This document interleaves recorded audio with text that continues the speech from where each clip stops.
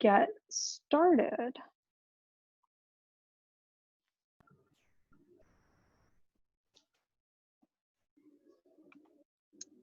So thank you for joining Roselle Public Library and the League of Women Voters, Roselle, Bloomingdale. My name is Lisa Visbicki. I am one of the adult services librarians at Roselle Public Library, and I am your host for this evening. We are recording this program for its use by the League of Women Voters. So we are using chat to keep our conversation out of the recording portion, yet your questions that you share with us throughout the presentation for panelists and presenters will all be addressed when we reach the Q&A portion. So a couple of quick notes on our format. We do have two presenters. We will then have some reflections from our panelists and then the Q&A portion of our presentation. So I am very pleased to introduce you to our presenters for this evening, our speakers and presenters. We have Diana Hoke, who has been a member of the League of Women Voters since 1997. She has served in various board positions, including presiding at both the League of Women Voters Glen Ellen and the Roselle Bloomingdale chapter. She was a founding member of the League of Women Voters for Roselle Bloomingdale, and she holds a Bachelor of Arts in International Relations from the University of California at Davis. Our second presenter speaker this afternoon is Miriam Judar. She is the Executive Director of Citizens Advocacy Center. Ms. Judar received an undergraduate degree from Northwestern University and a master's in public health from George Washington University. She completed her legal studies at the University of California, Los Angeles School of Law and is a member of the Illinois and California bars. She's clerked for the United States Court of Appeals for the Fifth Circuit and worked as a managing attorney for a health rights advocacy program. Our first panelist this evening is Diana Eckert. She has been a resident of Roselle since 1977. She is co-owner and part-time employee of an accounting firm and a graduate of Valparaiso High School. Her public service includes a role as the Roselle Village trustee, participant in Roselle Zoning Board of Appeals in an appointed position, and another elected position in Bloomingdale Township Republican Committeeman. Our second panelist this evening is Barbara Hochstead, who has also been a longtime resident of Roselle. She's been here for 26 years. She is a partner in a marketing communications firm based in Roselle. She earned her MBA from Northwestern University and a BA in economics from the University of Illinois. And her elected public service includes Roselle School District 12. She was a board member.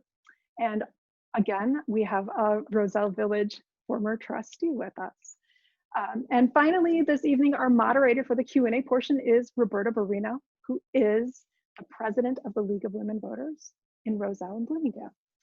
And with that, I am going to turn our conversation over to our first presenter, and I'm going to give the mic to Diana Hoke. Good evening. How are you all tonight? Before I begin, I just wanted to thank the Roselle Public Library District and Lisa in particular for having us here tonight for this program. Most of you are familiar with the League, what we do. We do not oppose or support any candidates, but we are political, and we're happy to support anyone here tonight who is running or is hoping to help someone else with their bid to run. We support the idea of candidacy in itself, and we hope we can help all of you by clarifying this process. And we wanted to find out a little bit about our participants. If you could just raise your hand in the chat, that would be terrific. Do we have any elected officials here today? Do we have anyone who is planning to run for public office here today? Anyone who has managed a campaign for someone else? Or anyone who has volunteered for a campaign? So if you could just put a quick little note in chat, I think Roberta was going to keep track of that. So we have an idea of who our participants are tonight. If you have any questions, as Lisa said, go ahead and put them in the chat. We'll address them towards the end of the program. Not right after this, but after the whole program. So just go ahead and reference who it is that you would like to ask. We also have some great references in the back of this slideshow, so some of your questions may be answered ahead of time, including a guide to campaign disclosure rules, which you'll find particularly useful. Again, we'll have your email if you signed up through the library, but if you did not, please just go ahead and message Roberta directly in the chat, and she can make sure to get you any the slides, or again, the survey about how to rate yourself as a candidate. It's really a terrific little document. As a matter of fact, I'm going to reference it really quickly now. The Rate Yourself as a Potential Candidate survey has questions such as, how tough are you? Do you have a thick skin, or could you develop one? Do you have a history of love affairs, excessive drinking, drug use, which could hurt your candidacy? Could your family survive without you during the campaign? So, you know, it sounds sort of fun reading it that way, but really it's a useful document, and those are all real questions that you'll have to be thinking about. So next slide, please. A quick overview of what we will be covering tonight. I think we skipped one. The overview. Doop. Could we go back? Well, that's okay. You can leave this if we can't go back. We're going to cover making the decision to run, stepping up to candidacy, planning and managing the campaign, election day, and after the election.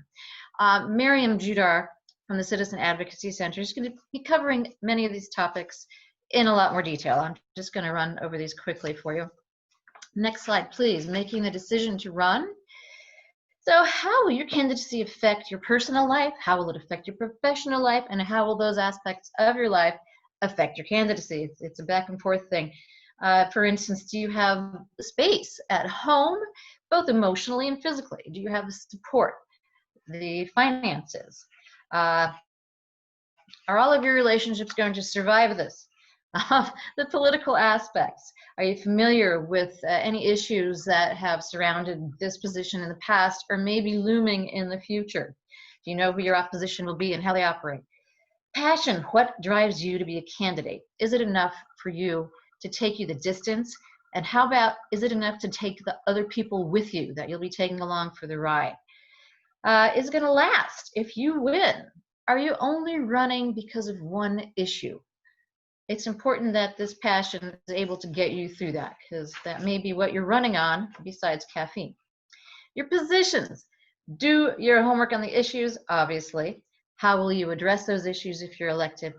And do your homework on the opposition stance on those issues as well. These last two, passions and positions, kind of come together to form the basic questions in voters' minds and in your volunteers' minds. Why you and why now? Next slide, please. So we kind of covered these just a minute ago, but on that first one, instead of saying passion, it says preparation. So that's, you know, kind of self-explanatory. But one other thing to think about is, what have other municipalities done with some of the similar issues that you might be facing in this position? How did it work out? How did it get paid for? Rate your candidacy potential. Again, the link is in the chat, or you can get it through the email. Make sure, again, give us your email, please. You can send it right to Roberta, so it's private. Next slide, please. Stepping up to candidacy. Cross all your T's, dot all your I's. So many people, you know, lose their opportunity just because of little details. Every candidate has to file a statement of candidacy, statement of economic interest to avoid conflicts of interest. From the financial standpoint. Nominating petitions, again, so important. People get kicked off. A loyalty oath, well, this kind of dates from the 40s and 50s, you know, when we had the Red Scare. In Illinois, it was deemed unconstitutional back in 1972. As far as I know, I'm sure Miriam might cover that in a little more detail. But some parties might still ask for a loyalty oath in a partisan race. So, you know, just loyalty to the party. Next slide, please. Be familiar with the State Board of Elections and your local guidelines as well. At the state level, candidates guide, election and campaign finance, calendar, very important to meet the deadlines. Campaign disclosure guide, again, your contributions and how you're spending them. Locally, you're going to have perhaps slightly different requirements with each municipality. You shouldn't have to go to too much trouble to find these. It should be in your local village or township on the website. Otherwise, don't be afraid to ask the people who are in that position or who have run before, who are the best people to talk to. Make sure you don't leave anything out. Next slide, please. Nominating petitions. Know the very specific rules. Let's see. I kind of underlined on my little sheet here, circulators, signers, and challenging petitions. All of those people need to know what is expected on this petition. The circulators, you need to vet them, you need to train them, make sure they know what they're doing. Scrutinizing petitions is common practice, and candidates are commonly knocked off for a lot of little tiny things. Again, Miriam will get into more detail on this. So just the word to the wise that those are a very important part of your campaign. Hopefully you will not need an attorney on these, but this is someplace where you might consider hiring somebody. Hopefully you can get somebody pro bono. Probably more after the election. You'll have more important things to concentrate during the elections, as long as you're confident in your volunteers who are circulating those petitions. Next slide, please. Organizing and managing the campaign. These are some of the aspects, hopefully all of them, in a nutshell. Your budget, your volunteers and staff, your fundraising, scheduling strategies, and ethics. So start early with people who believe in you. There's that question again, why you? Why now? They need to know. It's not just your staff and volunteers, but the people that they may know that they may be able to bring in. It's a dynamic process. Next slide, please. So we'll go into a little bit more detail on each of those here. Regarding your budget, if possible, consult with other candidates to gauge a reasonable budget. It can be very helpful to determine your fundraising goal. It's not always possible, however. Draft an initial budget. Again, it might be a dynamic thing, especially right now with COVID. You know, how much outreach you can do and how personal you can get may change with the ups and downs of the prevalence of the disease, especially on that last one there with going out in the field, knocking on doors, talking to people face to face. Very important aspect of your campaign, but we'll come to that in a minute here. Next slide, please. So it's very possible that you are all these people. You may be running a one-man campaign if it's a small race. Of course, there's no such thing as a small race, but if it's a lower level race with that is less fraught. Even if you don't hire anyone or have a volunteer, at least try to have one other person who can be a dedicated sounding board for you. It can be so nice to bounce ideas off people for support, maybe even to put the kibosh on something that might be a bad idea. So one of the most important things here is, well, actually, let's just go on to the next slide. I was going to say your scheduler, but first let's talk about volunteers. Obviously, volunteers are the backbone of your campaign. They need to be thanked often and early. I don't want to say like voting because that's a bad Chicago joke, but assess them. If somebody is comfortable and excited about what they're going to do, they're going to do a lot better at that job or at that task. Maybe people aren't assigned specific jobs that might be too scary. Maybe just specific tasks. It could be a one-by-one thing. But do find out what they like and why they're there. Let's see.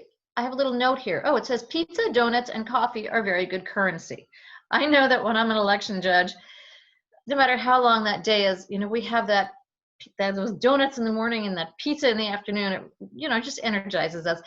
Try to build camaraderie if you can among your volunteers. Sometimes even incentives, such as, you know, who can make the most calls. If you have some reward that you can give, anything you can do to build that camaraderie, the hours are going to be long. Next slide, please. Fundraising, events, direct mail, online, face-to-face. Well, face-to-face, here we are with that little COVID issue again. That's going to be a tough one. It's going to be a big new challenge. Obviously, the doorknob literature always is one way to overcome that. A lot of times people just throw away that little rolled up piece of paper though, if you can get your name on the outside of it so it reads whether or not they unroll it. Perhaps sticky notes. You can get large sticky notes pre-printed at places like, for instance, Staples, that will say, you know, exactly what your little blurb is. There is the tried and true phone bank. Plan to spend a good chunk of your time dialing for dollars. Not just chatting with people, but to try and close that deal. Good idea to have a training and or practice session and find out who your closers really are. Next slide, please. So important, regulations and deadlines for the campaign finance. Things are a little looser in Illinois than in many states, but you still have some very specific reporting requirements, money in and money out. We're really not going to discuss this in great detail at this level for reasons of time. Miriam will be covering it a little bit more, but I think that's another entire topic. Just be sure that you know exactly what's going on and your deadlines. Next slide, please. Scheduling. Well, I think a good idea here is to make a timeline from now until election day. How many hours do you really have? Not how many days, but how many hours. There's good software. I think Microsoft Schedule, that used to be one of them. I'm sure there are others. How many hours do you really need? You know, treat this like an extended budgetary project. It was Microsoft Project is actually the one I was thinking of. Gives you all your inputs and you can fit them all into a database if you're super organized. If not, just make that out on a calendar. Get to know the players in the local media. If they're not calling you, call them. For the debates, what are the requirements to be included in a forum or a debate? What is the format going to be? Find out as much as possible beforehand. Do you have any influencers in your circle or in your volunteers' circles that can reach out to bigger donors? Use all those expanded circles between them all. Hopefully you know everybody in town. Next slide, please. Campaign strategies. One of the references in the back has a really nice worksheet, or a couple of worksheets actually, in crafting your message and helping. That will help you work through that. If you're not a natural writer, it's a good way just to get an outline. Communicate that message effectively. What's the national mood? What's the local mood? Are you going to be shouting into a vacuum? How can you link your message to other things that are grabbing people's attention? How can you tie your message into current affairs and the current mood? What's the political landscape? Anticipate attacks. How can you turn around anyone who's on the fence? Anticipate attacks from the opposition. Prepare counterattacks, but try not to use them, please. Just know what to expect from them. Voters really hate the whole attacking thing, but just know it so you have it in your pocket in case you need it. What's your social media strategy going to be? So many options. Do your research. Again, we're not covering this here in any great detail because it's another entire topic. But just to say about the anticipating the opposition, what's the history of your opponent? What kind of tactics have they used in the past? You want to stay friends after this if possible, but know what to expect. Next slide, please. Which leads us into ethics. Rise above the fray. If at all possible, try to avoid attacking when you are defending yourself.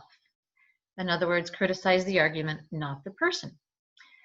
Why did you run in the first place? A lot of times when you were trying to give your message in a positive light, going back to this core in yourself, your passion, why did you decide to run in the first place? A lot of times that will guide you regarding what you need to say. You're for something. You're not against the other thing. You're for a thing. You want to change things, not a person.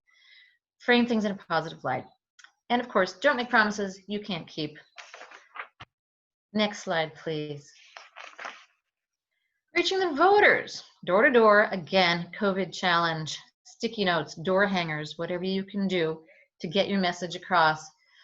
Bada boom, because people's attention is so split right now. If possible, go yourself. Volunteers are so important, but if you can, be there. They need to see your face. Volunteer presence pales in comparison and in impact to your presence. I don't know if I said this already, but if you are calling people, actually, next slide, please. I think I put this on the next slide. Your signs, friend-to-friend contact. Again, those larger circles, media and interviews. Who are the people in the local media? Get to know them. If they're not calling you, call them. Candidate forums, we discussed that. Editorial boards, prepare statements, letters, articles. Keep sending them, keep posting them. If possible, maybe be the go-to for some issue that's close to your heart. But let people know that you know what you're talking about. That also brings people in with questions to you. With COVID and the phone banking, be sure that your name comes up on the caller ID. They might not ever answer it. They might just see that, but repetition is recognition. If you're calling each voter 3 times, they're going to see your name 3 times. Obviously, call at a polite time of day. References in the back of this presentation cover that in a little more detail. Cover all these reaching the voters topics in a little more detail. Next slide, please. Election day. So, day has arrived. You're planned. You're ready. Do you want poll watchers? They can not only watch during the elections to see who has voted and maybe dispatch your volunteers, if you have them, to contact people and say, hey, how come you haven't voted? Can we get you to the polls? But those poll watchers can also watch the opening and closing procedure. It's very important. As an election judge, I can tell you that these sometimes are skipped over or minimized. People need to be familiar with the requirements of the opening and closing procedures, as well as with the requirements of canvassing, what the laws are. Be sure they all know the rules. They can't block people. They can't be inside the 100-foot limit. You know, maybe people bring their friends to help them canvass. Make sure the friends know what they're doing. Next slide, please. After the elections, assess the results. Thank people. Maybe have a party for your volunteers. Otherwise, you might not have them if you run again. Do you need to contest the election? This, again, is a point where you really might want to consider an attorney. So what are the timelines and rules for contesting that election? Miriam, I believe, will cover this again in more details. And lastly, make sure and remove your signs. There's nothing more maddening to me, anyhow, than to see these signs up 6 weeks after the election just because somebody's salty that they lost. Hopefully you won't lose. Last page of the references. So these are terrific. And again, don't forget the candidacy, vetting yourself as a candidate. That really is a great one. And that last one at the bottom, we included the Illinois Sunshine. Not really pertinent to local races. They really cover county level races and above, but it tells you where the money has come from and where it has gone for various races. So I hope I didn't take too long. Thank you for listening. Miriam's up next. And again, we will take your questions at the end of the program. Thank you so much, Diana. I will encourage people to type a few questions in while we switch slide decks over.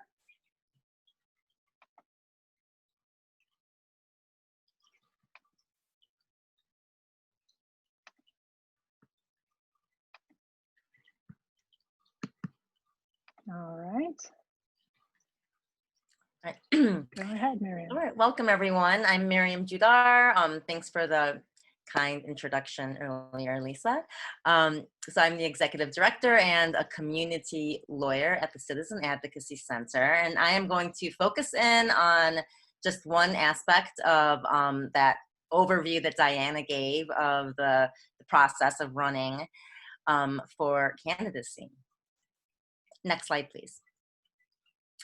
So just to overview what we're gonna look at in the next 20 minutes, we're going to cover an outline, general qualifications for office, filing components of the candidate nomination papers, what is the objection process, what are local electoral boards, what are some common objections, how does one rehabilitate signatures? And what about write-in candidacy? Next slide, please. It's really important to note that this presentation is purely educational and should not be taken as legal advice. Looking at the chat, it looks like we have some folks who are already elected officials, or perhaps they were appointed and they will choose to run in the future, and some other people who are curious about learning about some of these particulars. CAC is always a resource to answer specific legal questions for folks that do want to place their name on the ballot, because like it was shared before, as a nonprofit organization, we're nonpartisan, but and so we don't support any candidate for elected office, but we do support that candidate's ability to access the ballot by being placed on the ballot as a candidate. And my contact information will show up in the last slide. Next slide, please. Generally speaking, qualifications for office look like this. There's usually a residency requirement, which is generally 1 year. That the person must be a registered voter, which essentially means that that person's also a citizen. There might be some age requirements for that particular office, or licensure and certificates for a particular office. And there are some barriers to running for office. And so watch out in the statutes whether a conviction of a felony would prevent you from running for office, or if there's any local ordinances that might bar you from the ballot, such as if you're running for a municipal office, or do you have a debt to that municipality that prevents you from running until that debt is paid. Next slide, please. One of the requirements, I believe, for office that's not listed in the statute is passion for helping the community, for representing all of your constituents, for listening to people with differing points of view and having civil discussion with them. So I always like to stop here and note that, even though this is not part of the statute, I do think these are ingredients that we should all consider. Next slide, please.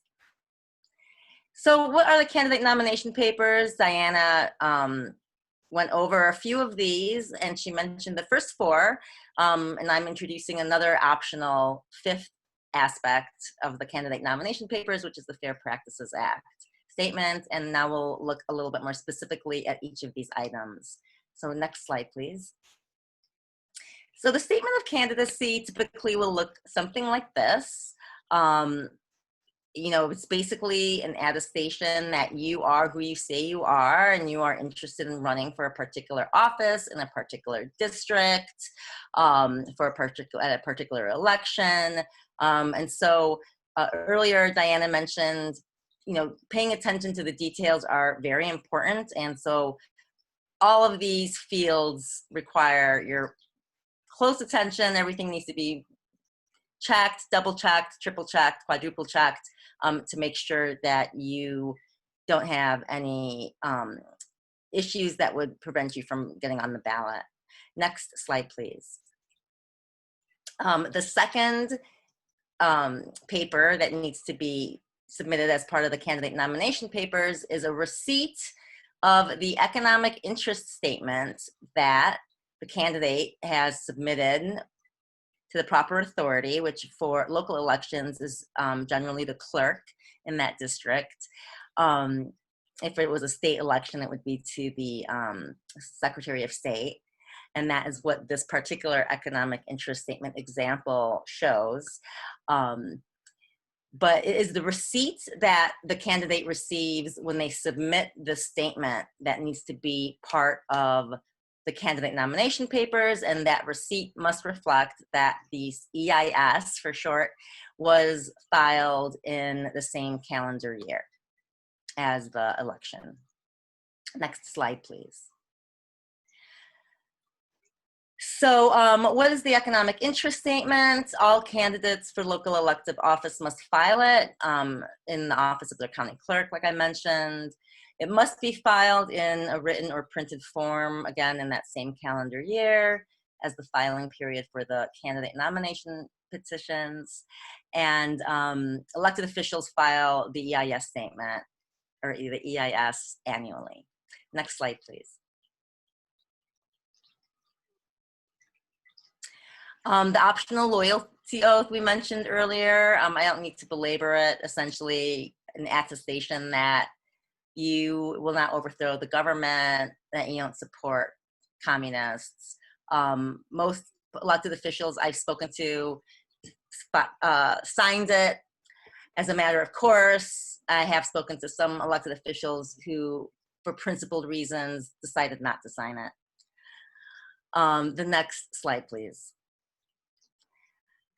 The fifth aspect or part of the candidate nomination papers, again, an optional like the loyalty oath, is derives from the Illinois Fair Campaign Practices Act. And it's a form where the candidate states that they will voluntarily pledge themselves to conduct their campaign in accordance to the principles that are listed in the Illinois Fair Campaigns Practices Act. And essentially the candidate is promising to follow basic principles of decency and honesty and fair play. And these are things that Diana went over earlier. So I think we've said enough about that. The next slide, please. All right, so nominating petitions. This is what a nominating petition might look like. It is not what necessarily your nominating petition is going to look like, because everyone's nominating petition is going to have different information on it, but the format generally looks like this. And I just want you to take note that the county column is pre-filled out with Lake County, Illinois in this particular example, and that's okay to pre-fill out fields where they're going to be consistent. In fact, in this example, the column that says town could have also been pre-filled out as Lake Bluff is the town that is repeatedly listed there. So that is all right. So let's go to the next slide and talk about how all of these papers that need to be filled out have a lot of do's and don'ts. And it cannot be said often enough. Diana said it first. I'll say it a few more times. It's really important to pay attention to the details. So let's take a look at the do's and don'ts. Next slide, please. So the nominating petition formatting. The petition needs to name the specific office, and there might be a ward in a given case. The governing body and the governmental unit, that's in the heading of the signature sheets and in the statement of candidacy that we had examples of earlier. And those headers really should look the same and have consistent information in them, because any ambiguity raises confusion in the mind. If there is ambiguity, that basis for an objection, and make sure they're the same. Guidelines for petitions. While pencil and blue ink signatures are allowed, black ink is preferable. Ask signers to sign in the name that they are registered to vote. So if a person who had a maiden name, a woman who had a maiden name later gets married, but they're registered to vote with their maiden name, it would be important that they sign in that with that maiden name until they change their registration to their other name. Standard abbreviations like street, ST for street, RD for road are allowable. And it's really important to note that a voter cannot sign for anyone else. So if a spouse were to sign, if someone were to sign someone's petition and they can vouch for their spouse, and so they want to sign for their spouse's name as well, that's a no-no. Each individual should sign in their own capacity, their own name. Next slide, please. Continuing with these guidelines, any candidate for office should expect to collect more signatures than is required, because of the possibility of invalid signatures for the very many reasons that a signature could go wrong. The total number that is required is based on the office sought. And I know that for school board, it could be then as little as 50 signatures. But for other offices, it's usually expressed as a percentage of how many people voted in the previous election in that district. So it's important to make sure that the statute is consulted that defines the components or what's necessary to run for a particular office. In a partisan election, which of course our municipal elections aren't, and our other local special district elected elections aren't, the voter may only sign in the petition of one party's candidate. So in other words, if one were to sign in on the party, a candidate for one particular party in our two-party system, they should not be also signing the candidate's signature pages for candidates for the other party. Next slide, please. So filing the nominating paperwork, it's really important that the affidavit information, while a portion of it may be completed, it should never be signed until and only when the circulator of that petition sheet personally appears before a notary.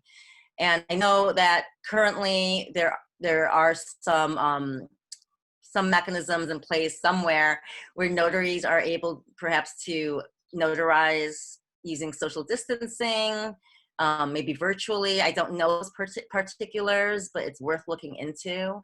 But it is that is still an essential component of the candidate nomination papers, that they must be notarized. And it's really important to use a currently licensed Illinois notary public, because if they're not currently licensed in Illinois, that could be a basis for an objection. Next slide, please. So who may circulate? Any citizen who is 18 years of age. They do not have to live in the state where the person who is running for office in Illinois, in other words. They don't have to live in Illinois, they can live elsewhere. And they don't have to live in the district. If they don't have to live in the state, they certainly don't have to live in the same district as the candidate that for the office in which the candidate's running. The circulator must personally witness all qualified signatures. And when they're getting those petition sheets notarized before the notary, that's what they're attesting to. They're attesting that they have personally witnessed all of those qualified signatures. The circulator must affirm and sign that required affidavit at the bottom in that presence of a notary public, stating that those signatures were signed in his or her presence. Next slide, please. What are some circulator dues? Signature sheets cannot be circulated more than 90 days before the deadline for filing petitions. So pay attention to those dates. Your circulator should directly and personally observe each and every signature. Cannot state that often enough. You can circulate your own petition, so candidate may circulate their own petitions, but they don't have to. The signer should be asked if they are currently registered to vote in the jurisdiction in which they are running in. And while, you know, someone who is not registered to vote in that jurisdiction may decline to sign, if someone says that they are registered to vote, you can't take their word for it. And that is why candidates who are running for office collect, generally speaking, 2 to 3 times as many signatures as required for the bare minimum for the candidate nomination papers. You can have multiple circulators, but any one sheet in the signature sheets, that any one sheet must be the purview of just one circulator. Next slide, please. What are some circulator don'ts? Circulator should never give their sheet to someone else to pass around and then give back to the circulator. They should never leave sheets in a busy room, if there is one during COVID, and walk away and then return to get it. You know, to the extent that there are people gathering at, you know, in tables right now, there should not be any round tabling where Usually what we see are paid circulators. Because they're paid by the signature, there's fraudulent signatures being signed. So avoid that by not using paid circulators if you can. Next slide, please. Thank you. So how to avoid or minimize objections. Basically, avoid, do the do's and don't do the don'ts, right? But go over some of these more specifically. The name that's used on the signature sheets should be stated the same as on the statement of candidacy, and all of that information, again, should be uniform between those two. They should be identical in those headers. Circulators must be 18 years of age or older. And signature sheets are to be properly bound and numbered in sequential order. And that might be a basis for an objection if they're not. All signatures should be proper. What does that mean? That means that they are signatures that are by a voter that's registered in that political subdivision for which the petition is being circulated, and at that address that follows opposite their signature. And candidates can always check signatures against voter registration cards at the election authority, check schedules because of COVID. But that definitely is a way to check to make sure that your signatures are valid while you're collecting the signatures if you're worried about invalidity. Next slide, please. So these are some things not to forget. Don't forget to make copies before submitting your papers. So keep a set for your files and obtain a receipt from the official when you file your candidate nomination papers. And that receipt should have the time and date stamped on it for when you submitted those papers, because that could determine the way that you appear if there's more than one candidate for the seat that you're running for on the ballot. And once a petition is filed, no changes may be made. Next slide, please. This is what an objections might look like. Basically it's being submitted to the electoral board that hears objections for the district in which you're running for office. Next slide, please. Unless an objection is filed, nomination papers are deemed valid. And objections may be filed within 5 days after the last day for filing of nomination papers.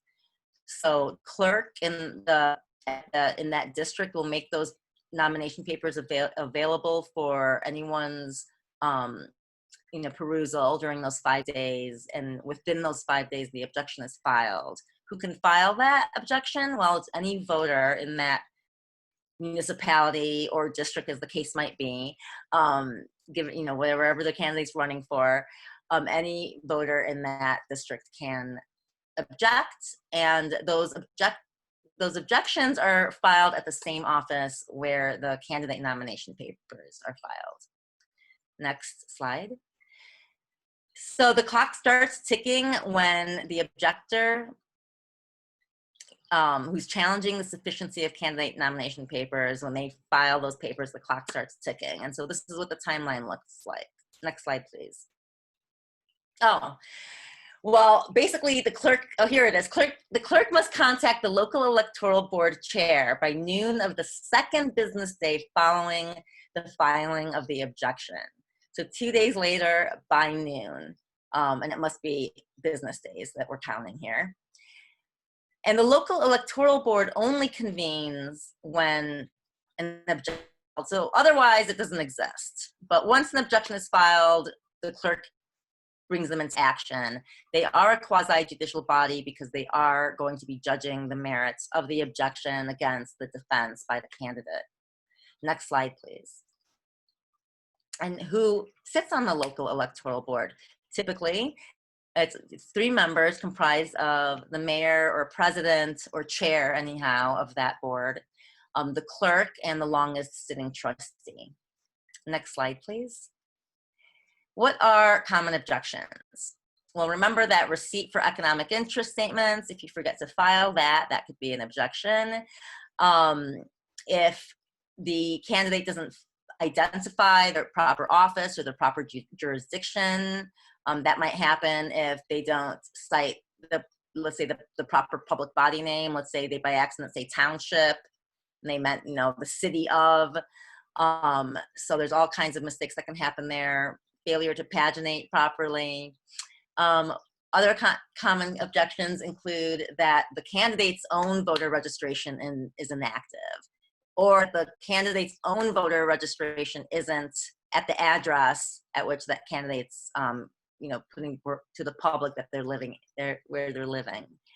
Other objections: insufficient number of signatures, printed signatures versus signatures that are written in the same format that they were written on the voter registration card, illegible signatures that don't match that voter registration card, incomplete individual signature lines, lack of address or lack of the city. Signers who are not registered to vote in that district. When signers sign a candidate's petition more than once, obviously only one of those signatures will be counted. And of course, signatures that are not genuine, or if they're forged, those are bases for objections. Finally, there's the option for candidates to write in, and this is an option for folks who are not running in a partisan election where they were defeated in the general primary. But other than that, someone could file a notarized declaration of intent to be a write-in candidate no later than 61 days prior to the election with the proper election authority. And this is what it looks like. Of course, there are reasons why it would behoove folks not to wait until the last minute for write-in candidacy, because of course it truncates the period of time where someone may campaign for their candidacy. And this is what the language more specifically looks like on that. And I think the final slide might be next. This is my contact information, or CAC's contact information, and feel free to contact us with more specific questions.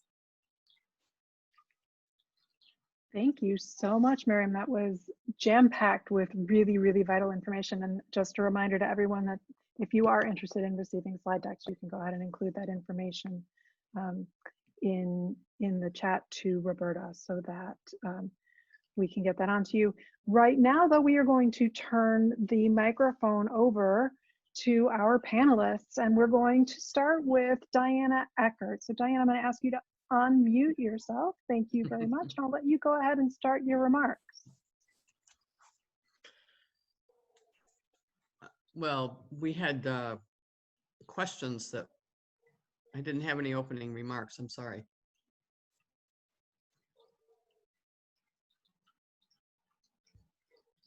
Lisa, can you hear me? Yep, I'm still here. Yep. So I will lead you in then. We have a couple of prompts for our panelists. We're asking to find out a little bit about how you first became interested in the positions to which you were elected. Okay, I did want to say thank you, though, to everyone, and I'm honored to be asked. I'm honored to be here. I had already been serving on the Zoning Board of Appeals and the Seasons 4 Homeowners Association, and I was their village liaison, so I was attending all of the village board meetings weekly. I felt I had learned a lot about the trustee position, and I was ready when there was an opening on the board to run. And apparently so did the slate of candidates. If I remember correctly, it was the Roselle United Party. This was back in 1992. I was interviewed along with other candidates. They chose me and Larry Stevens. We both said yes. And I think attending the meetings really helped me. It was better than going into it cold.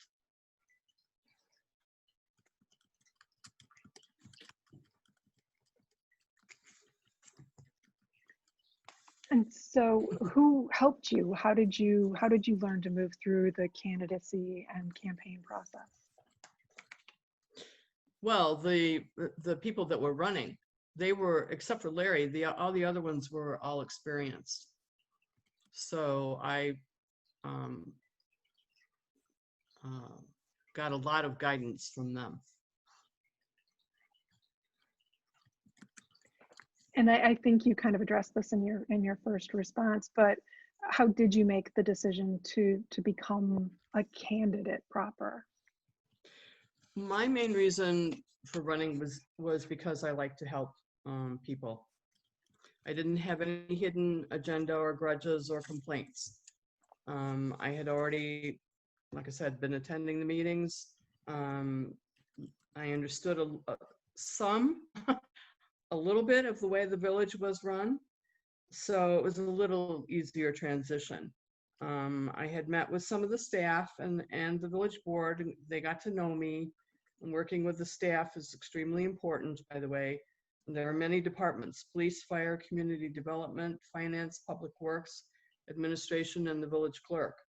So it took me a good year to really comprehend all the requirements for being a village trustee and the responsibilities. And so why or how did you win your election? Was there any process or a tactic that you might recommend? I think that serious candidates that are running for office know it takes a lot of hard work, as you can hear, and by the two previous speakers, all the different requirements that you have to do just to be able to run. We went door to door. We to all the we got a copy of the list of voters, registered voters, and since it's nonpartisan, didn't matter if it was Republican or Democrat or Independent. Just all registered voters in the village, except for the unincorporated. They are not covered by the village, so they're not allowed to vote in the village election.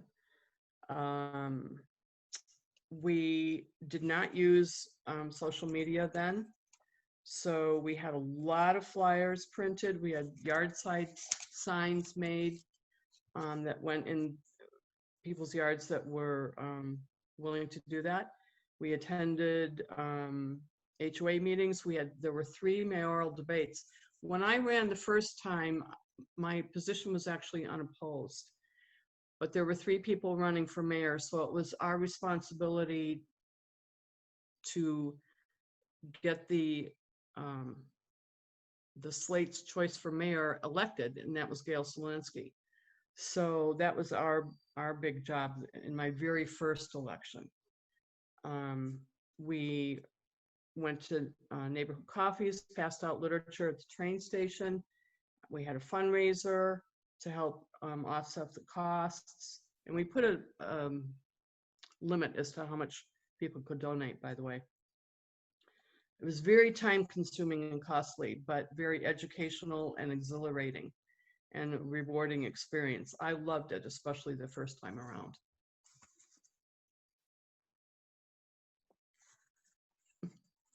That is wonderful. I think that takes us to the end of the prepared questions, the prompts that we had for you. So I think what we'll do is we'll turn those same questions over to Barbara Hochstedt. And Barb, I can walk you through them, or you're welcome to address them entirely on your own. I will ask you to unmute yourself. Hi there. Hi, good evening. Hi, Lisa. Hi, everyone. Pitch me the questions. I have prepared answers, and I'll be happy to go Absolutely. through them. And then when I'm done with point number 4, Diana and I have a little back and forth that we're going to do as well. So sounds good. All right. So our first question: how did you first become interested in the position to which you were elected? Okay. Well, first of all, I grew up in a house where we were focused on national politics, but I was completely unaware that there even was such a thing as a school board or a village board growing up in the 60s and 70s. I was largely unaware of how things worked until I moved to Roselle. and I moved to Roselle in 1994, so quite a while ago. In 1995, I had the idea that I should try to get to know my neighbors. We had just moved here, and we moved into a subdivision known as Buttonwood. It has 101 homes. And so it's a large place, and I loved it right away, but I was in a new to me town. And we had small planes from the Schaumburg airport buzzing over our house at low altitudes. And my neighbors and I were really bothered by this. We don't have this anymore over here, but this was an issue in 1994 and 1995. So I, along with my neighbors, walked our neighborhood, and we spoke to each homeowner, and we collected email addresses, which were kind of a new thing back at that point. And I wound up starting a network of my Buttonwood neighbors known as the Buttonwood Network, using my AOL dial-up connection on my home computer and an Excel spreadsheet that contained emails for the 101 homes. And that network became a communication hub for my neighborhood that we still use to this day. And now a lot of other areas use the same thing. We've since moved over to an app called Nextdoor, and it's very prevalent all over Roselle, and I'm sure in Bloomingdale as well. So I'm home working as a marketing communications professional, and I'm raising my family. The Kemmerling pool gets closed, so I work on several campaigns as a marketing communications person to get the funding for the outdoor pool for Roselle. This kind of showed me how to organize messages, how to work with teams of people, the whole idea of canvassing, and the process of running campaigns. Eventually, my oldest child goes to kindergarten and first grade. Then I start to have some concerns about the pace of his learning. Soon it's 2003, and I become interested in the school board because our family had this specific need for differentiated instruction. I'm a pretty analytical person, and once I realized that my family had a need, I kind of realized, there are probably other families with different needs, one way or another. And I also realized there was this really strong opportunity to improve the overall communications district-wide for the districts. I kind of decided, you know what, my background is kind of good for this, marketing communications, I can help there. I advocate for parents and their different situations and their different needs. So that got me involved in the District 12 school board. That's why I originally ran on that. In 2007, I had a neighbor in Buttonwood who had served on the village board, and he was retired. And he asked me to consider running. I had an interview with the Roselle leaders. It was a party of people that Diana alluded to, and they decided to slate me for the position being vacated for Diana. So I ran for that in 2007. So 2003, school board, 4 years later, finished up my term. 2007, I was tapped to run for the Roselle Village Board. So you kind of hinted at the parts of the second question, but we'll give you a chance to say a little bit more. How did you make the decision to become a candidate to run for the office? Yes, I want to get into that a little deeper. For District 12, I ran because I wanted to make sure our students were well prepared for success in high school. I literally, to prepare for today, I went and looked up, like, what did I say? And I wanted to make sure our taxpayers received the maximum educational value for their dollar. I wanted programs for Roselle kids that were comparable to that of surrounding elementary districts. And as I became more and more aware of things locally, I realized that 2 of the Lake Park feeder districts, there's 5 that feed Lake Park, were investing $2,500 more per student per year. And at that time, we were investing say almost $7,000. So the $2,500 on top of 7, that was a huge incremental spend. And I wanted to understand that more, and I wanted to understand if there were any outcomes tied to that. I had the support of my husband and my young family, and my parents stepped up and they agreed to help us at home if I needed to be out for evening meetings. So I'll say this out loud. My husband and my parents made my public service possible, especially in those early years. For the village board, I ran for very similar reasons. I wanted a higher quality of life for Roselle residents. I wanted Roselle to be a place where people could invest in a home or a business and see a good return on their investment. I also knew, similarly to the school board, that I could help beef up the marketing communications of the village and branding and all that kind of stuff, and also help the local townspeople get on the same page about our issues and opportunities. So those are kind of the reasons that I did that. And who helped you? How did you learn to move through the candidate and the campaign process? Okay. So it's 2003. I'm kind of taking you through both groups for really each answer up until now. 2003, my longtime friend Roberta Barino was running for the park board, and I was running for the school board. We picked up our candidate packets and we simply followed the filing directions, which Miriam kind of explained in detail. We held one meet and greet at the library, and we ordered something like 20 signs with both our names on it. So it said Roberta Barino Park District, Barb Hackstead School Board, and we put those signs in various places around the town. This candidate guide that we're talking about is now available online on the Illinois State Board of Elections website, so it's really pretty easy to get started to file and run. In 2007, I ran for village trustee as part of a group called Citizens for Roselle. That was the name of the party at that time. And just to give a brief history, there was a political party that put forth a slate of candidates each election cycle. They did not have, at the time that I was slated, open calls for these candidates, so you kind of had to know someone to be tapped for an opening. I was tapped for a village board seat that Diana was vacating, actually, and we've been friends, throughout as according to that. I had served on the school board, as I mentioned, and I had just helped spearhead the successful Kemmerling pool and park referendum. I had a neighbor, as I said, who was a former trustee. He knew of my work on the Buttonwood Network, and I think he helped, if I'm not mistaken, I think he helped make the introduction. For that race, others handled really all the fundraising, campaign paperwork, and filings. I really just had to show up at one or two meetings, like a meet and greet, and I had to help walk the town. So that was like a really easy race. But I will say that I kind of figured out early on in my service on my term that there were problems with running in this way.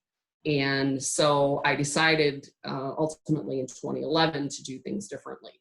I ran as an independent as an independent candidate for Roselle trustee in 2011.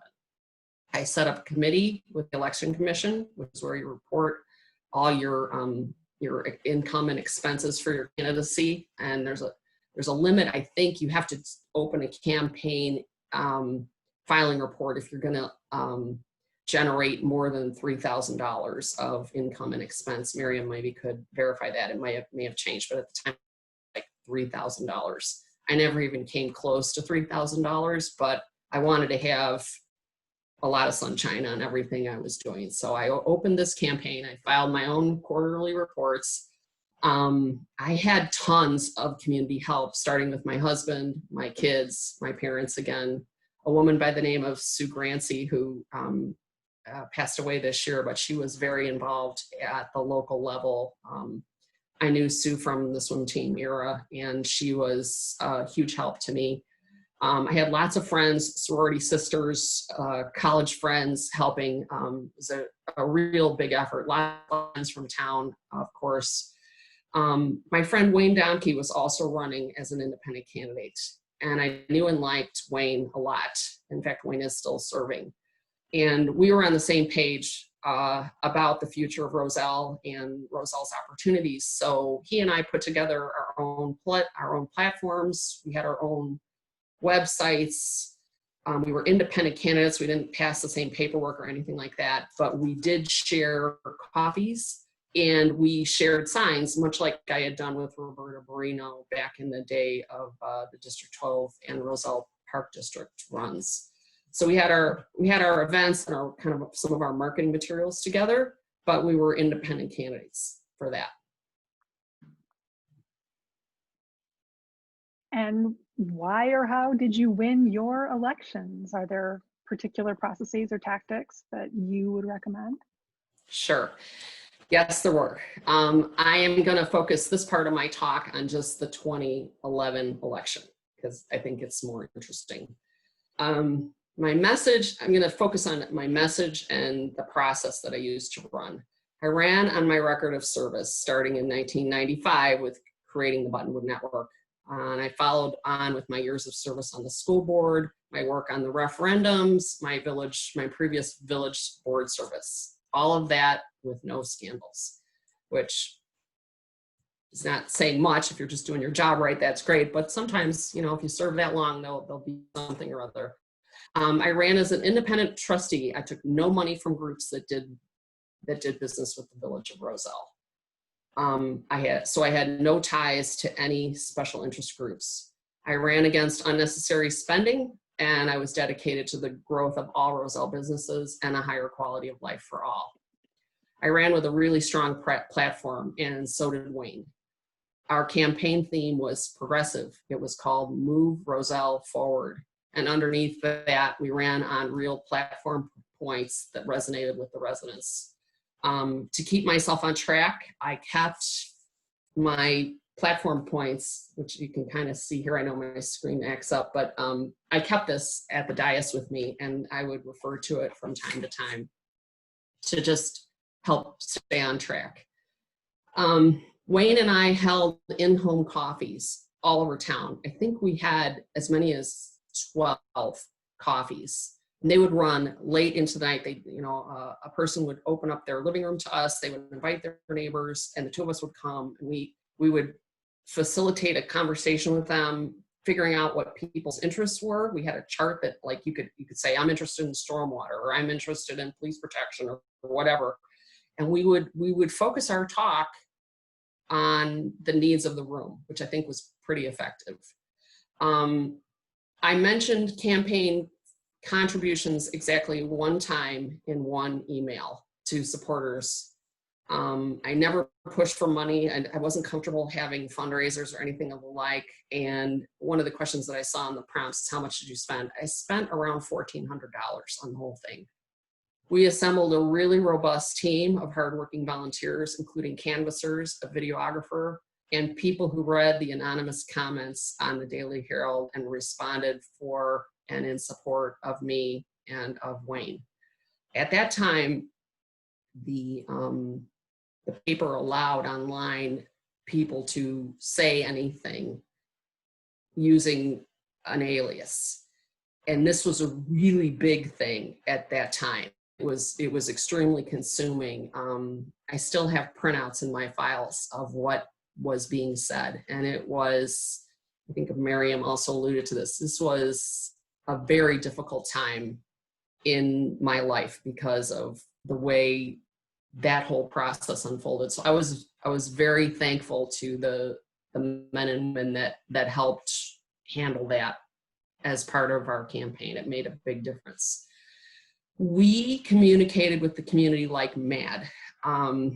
We had door hangers. We used social media posts. We had videos.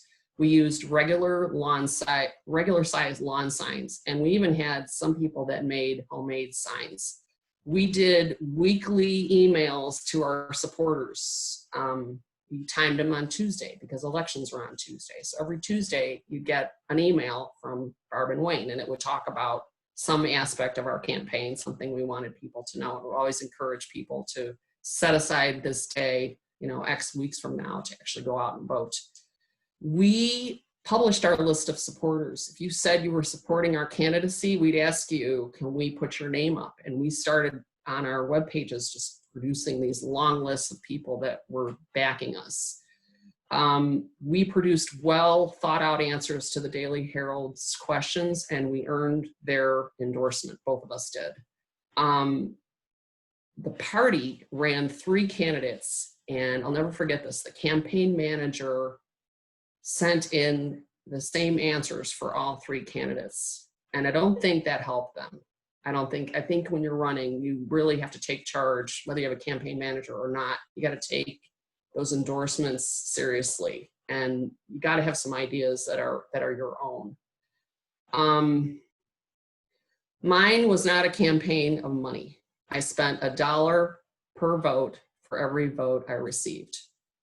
The party spent $6 per vote, and they lost, which is magnificent.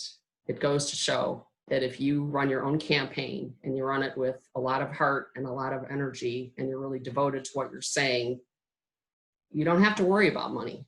I can't speak for larger elections, but at the local level, I'll always be happy about that and about our community and how that all worked. I'd like to say that we threw the kitchen sink at that race in 2011, and we prevailed on election night. We won the election, and all the independent candidates did that night. It wasn't just Wayne and I, there was one other one that also won. And that changed the direction of local elections in Roselle from that point until now. I want to add that in my view, I think it's incredibly important to run for these local elections as an independent candidate. I don't know that it's feasible at the larger office levels, county-wide and beyond. It's probably not that feasible to run as an independent candidate because it's so much ground to cover and they're more costly and all that. But at these local levels, I think you are in a much better position to offer fresh thinking, your own ideas, if you're not beholden to any particular group. I believe that the independent candidates bring a much more robust soup to things that the village and the other offices grapple with. So if you're listening to this and you're thinking about running, really give it a shot to be an independent candidate. So that's from our kind of our prepared speech. Diana and I want to do some back and forth to kind of address, when you win, what are some things that you need to remember? And we kind of worked on these together. So she and I are going to do a little back and forth. Lisa, if there's some way you can put us both up at the same time, that would be perfect if you can.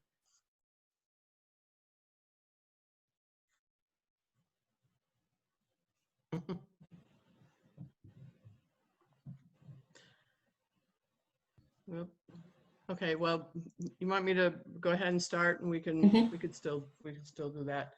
I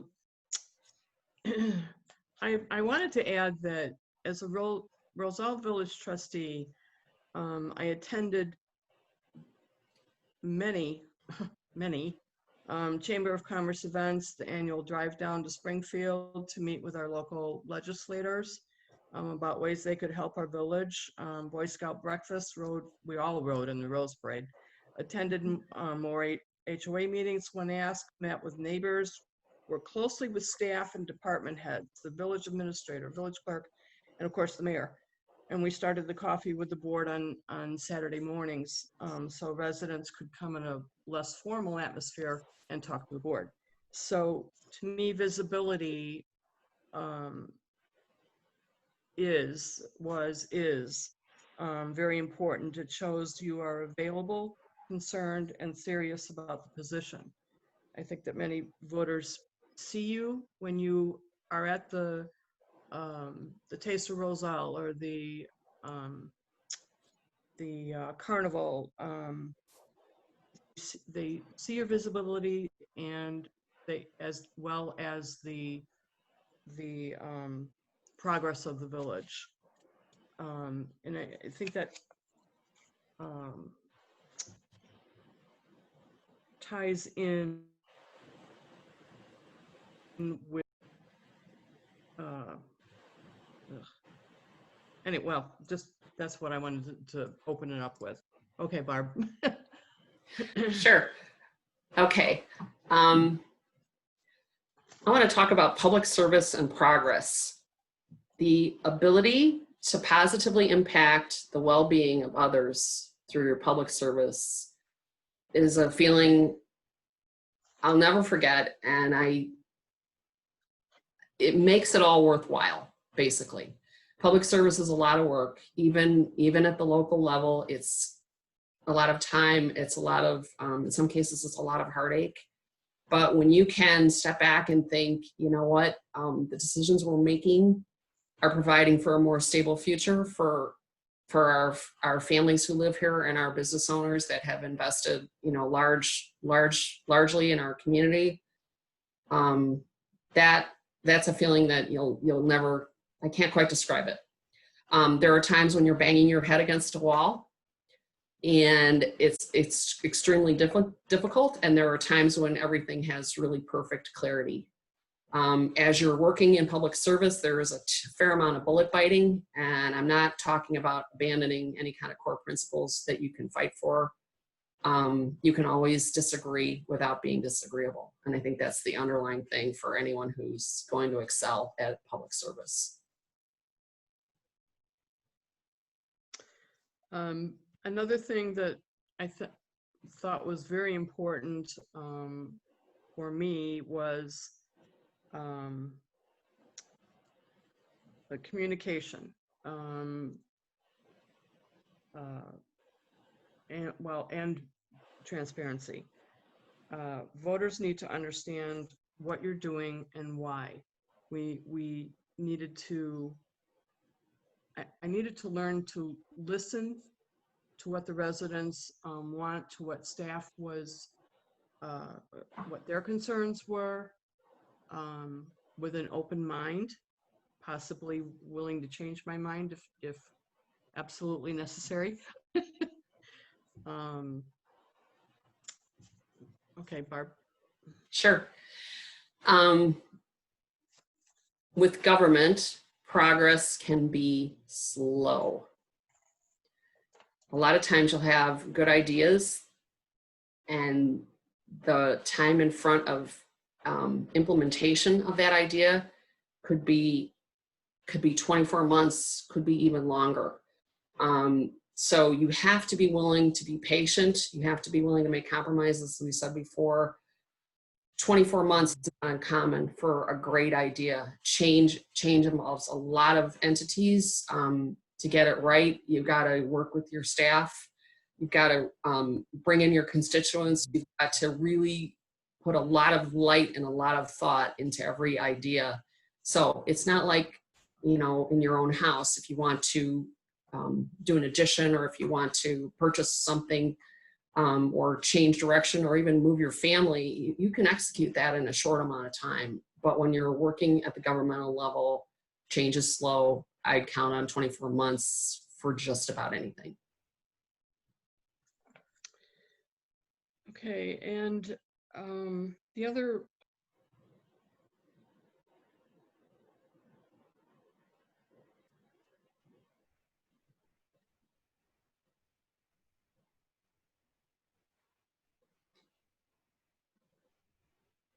Diana, you wound up on mute.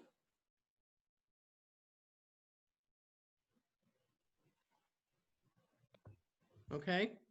There you are. Okay, I'm sorry. Anyway, the last thing I wanted to say was that it was important to care about the people that you are representing. You're there to represent the whole village, not just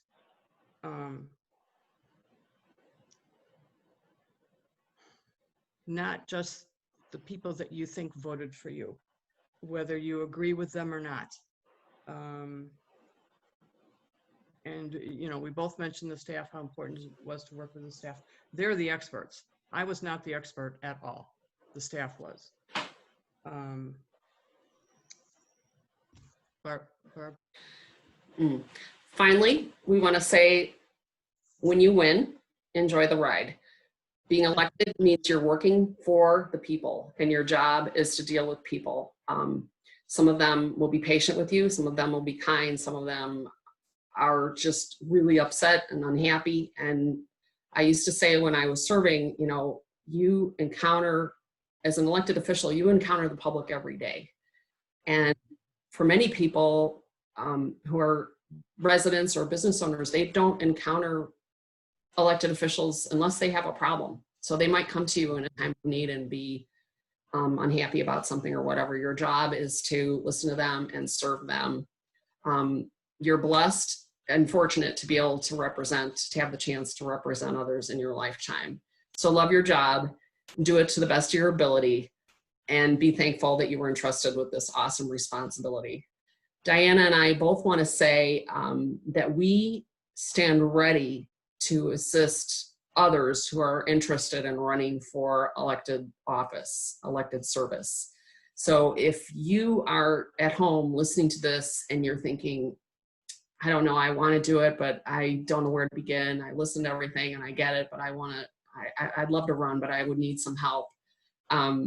We will do our best to help you. We want contested elections in our community at every level. And the best way to do that is to lift each other up and help others with their candidacy, and make sure you get your papers filed correctly and so forth. Yeah. So we both want to thank you for listening in for our portion of this evening. Thank you. Thanks so much, Barb and Diana. This has been a great conversation. We have to go really fast for a couple of quick questions. I'm Roberta Barino. I'm the president of the League of Women Voters of Roselle, Bloomingdale. Please take a look at our website, lwvrb.org. We'd love to have more folks dealing with us. Anyway, let me get the first question going. This one's for Barb. What is the time you were told you were going to spend, let's say District 12, versus the time you actually spent working on this particular position? I don't think anybody ever quantified it for either role.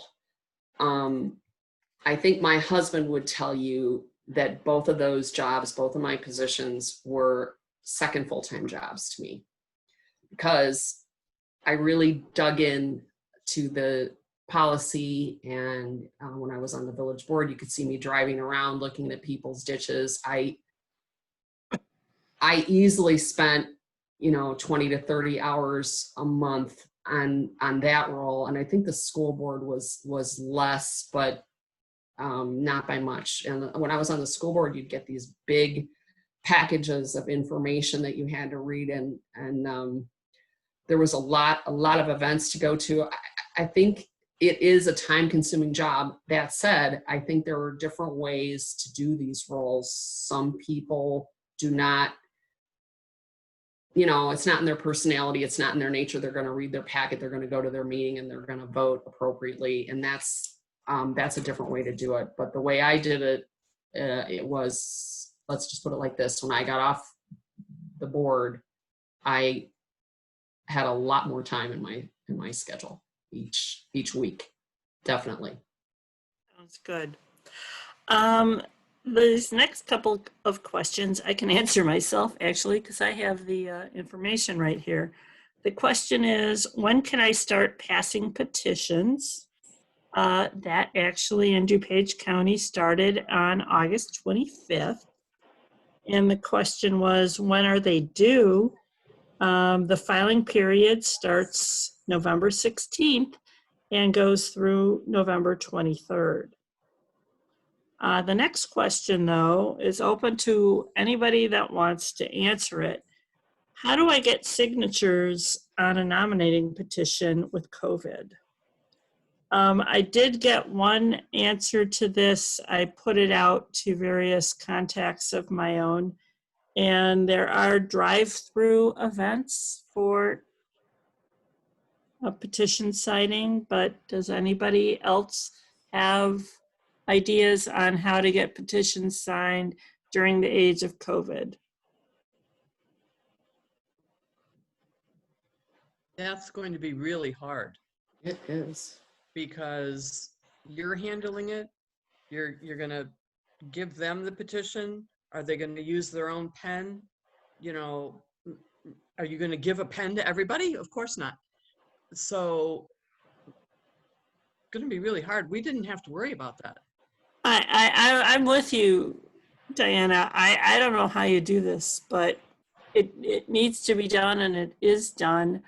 I'm going to be a judge of election in November. I mean, I was so happy when I went to Costco and got a 5-pack of wipes. You do have to either give away pens, or, the Election Commission is doing many things to help during the being a judge of election period, but yeah, it's going to take some creativity for folks. Yeah, So let's move on. Is there a limit of money that is there a limit of money that can be donated to my campaign before I have to report to the state? And I believe, Miriam, are you there? She answered this in the chat. I believe the Hi. minimum $5,000, is that correct? Yes. So it used to be 3,000 and the law changed. I can't remember how many years ago, but not that long ago. And now the threshold is 5,000. Okay, thank you. Are the basic guidelines that we've been talking about today, are they applicable to counties throughout Illinois, or are we just basically talking about DuPage? These are all matters of state statute. So they are generally applicable across the state. But the key word there is generally. Okay. What's special about running for federal office? Is there something we need to know about that we haven't discussed? So, so nomination papers for federal office are submitted to the State Board of Elections. Okay. And I mean, those, I'm not sure where one would get the forms for those. Are those also in the State Board of Elections packet? Probably. and Roberta, the cost is obscene to run for Okay. A federal federal. point? Yeah. Why do you say that, Diana? Well, you're covering such a wider area. Okay. I mean, it costs Gotcha. more to run for DuPage County, and then, you know, state rep or state senate, all of them, it's like a step up. It costs a whole lot more money. Okay.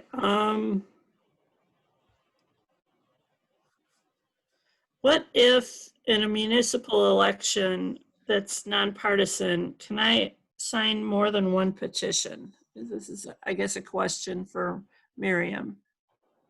I think the rule is only as many seats as are open that election.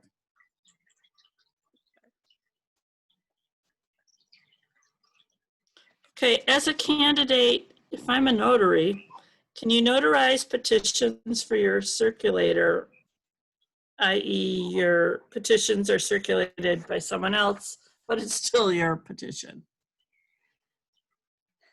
I don't know offhand of any prohibition, as long as the notary is licensed in Illinois, and you know, I don't see why that would be a problem, but I haven't done research on it, so I don't know exactly. I'm not gonna give a final answer on that.